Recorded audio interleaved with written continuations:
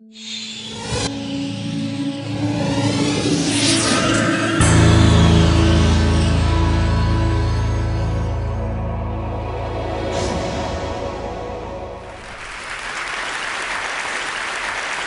Zuckerberg, a journalist, was asking him a question about the news feed. And the journalist was asking him, why is this so important?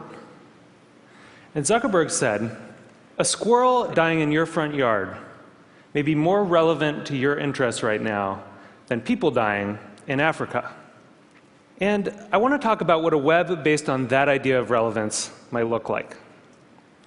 So when I was growing up in a really rural area in Maine, the internet meant something very different to me. It meant a connection to the world. It meant something that would connect us all together.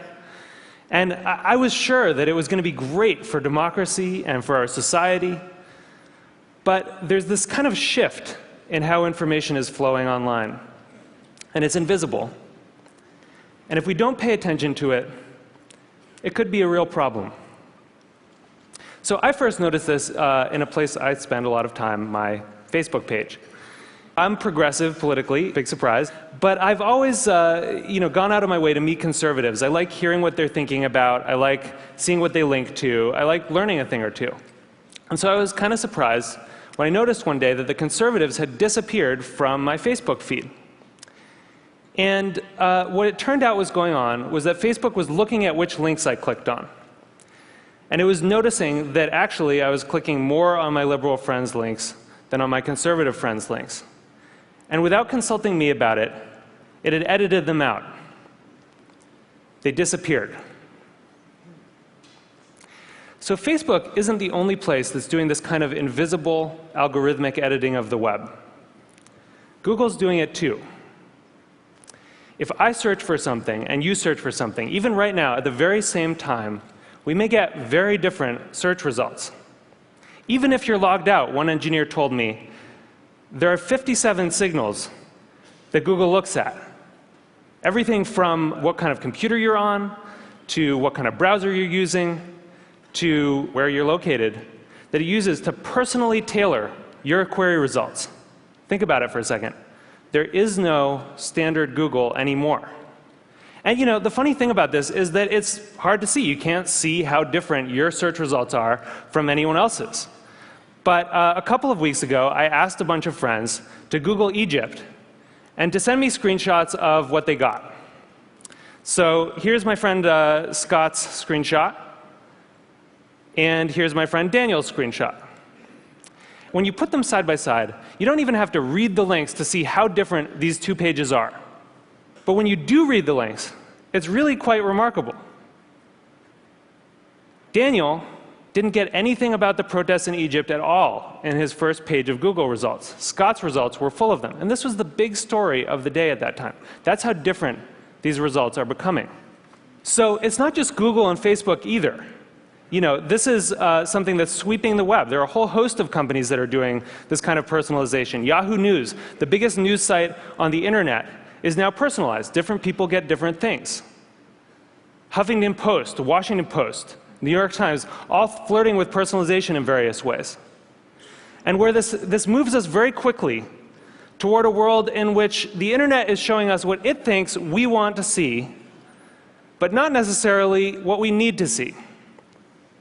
As Eric Schmidt said, it'll be very hard for people to watch or consume something that has not, in some sense, been tailored for them. So I do think this is a problem. And I think if you take all of these filters together, if you take all of these algorithms, you get what I call a filter bubble. And your filter bubble is kind of your own personal, unique universe of information that you live in online. And what's in your filter bubble depends on who you are, and it depends on what you do. But the thing is that you don't decide what gets in. And more importantly, you don't actually see what gets edited out. So one of the problems with the filter bubble was discovered by some researchers at Netflix. And they were looking at the Netflix queues, and they noticed something kind of funny that a lot of us probably have noticed, which is there's some movies that just sort of zip right up and out to our houses. They enter the queue, they just zip right out. So Iron Man zips right out, right? and waiting for Superman can wait for a really long time. What they discovered was that in our Netflix queues, there's kind of this epic struggle going on between our future aspirational selves and our more impulsive present selves. You know, we all want to be someone who has watched Rashomon. But right now, we want to watch Ace Ventura for the 4th time. So the best editing gives us a bit of both. It gives us a little bit of Justin Bieber and a little bit of Afghanistan. It gives us some information vegetables. It gives us some information dessert. And the challenge with these kind of algorithmic filters, these personalized filters, is that because they're mainly looking at what you click on first, you know, it can throw off that balance. And instead of a balanced information diet, you can end up surrounded by information junk food.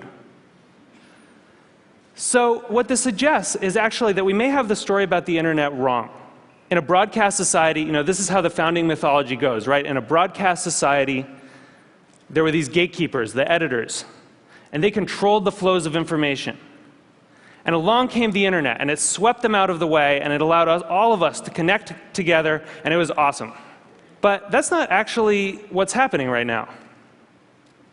What we're seeing is more of a passing of the torch from human gatekeepers to algorithmic ones. And the thing is that the algorithms don't yet have the kind of embedded ethics that the editors did. So if algorithms are going to curate the world for us, if they're going to decide what we get to see and what we don't get to see, then we need to make sure that they're not just keyed to relevance. We need to make sure that they also show us things that are uncomfortable or challenging or important. This is what TED does, right? Other points of view. And the thing is, we've actually kind of been here before as a society. In 1915, it's not like newspapers were sweating a lot about their civic responsibilities. Then people kind of noticed that they were doing something really important. That in fact, you couldn't have a functioning democracy if citizens didn't get a good flow of information. That the newspapers were critical because they were acting as the filter, and that journalistic ethics developed. It wasn't perfect, but it got us through the last century. And so now, we're kind of back in 1915 on the web. And we need the new gatekeepers to encode that kind of responsibility into the code that they're writing. You know, I know there are a lot of people here from Facebook and from Google, Larry and Sergey, who, you know, people who have helped build the web as it is, and I'm grateful for that. But we really need you to make sure that these algorithms have encoded in them a sense of the public life, a sense of civic responsibility. We need you to make sure that they're transparent enough that we can see what the rules are that determine what gets through our filters. And we need you to give us some control so that we can decide what gets through and what doesn't. Because I think we really need the internet to be that thing that we all dreamed of it being. We need it to connect us all together. We need it to introduce us to new ideas and new people and different perspectives. And it's not going to do that if it leaves us all isolated in a web of one. Thank you. Thank you.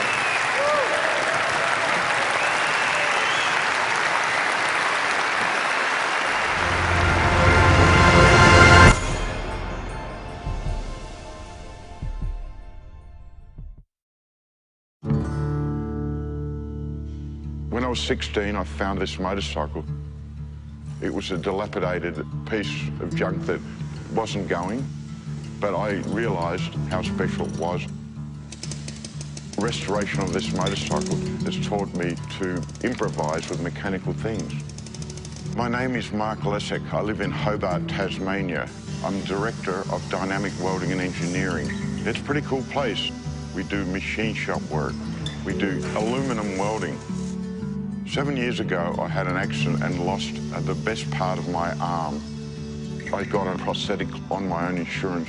It didn't work. It was very unreliable. It wasn't fixed to my body and flopped about. It simply wasn't up to the job. I thought, if you can fix your own motorcycle, why can't you fix a prosthetic? So I did a search to find out as much information as possible and came across the Cairns artificial arm. This is an antique arm from the early 1900s, and in its time it was so mechanically advanced. With patent search on Google, I was able to find every single Cairns patent online. So I set about trying to reverse engineer it. The arm itself has many good features.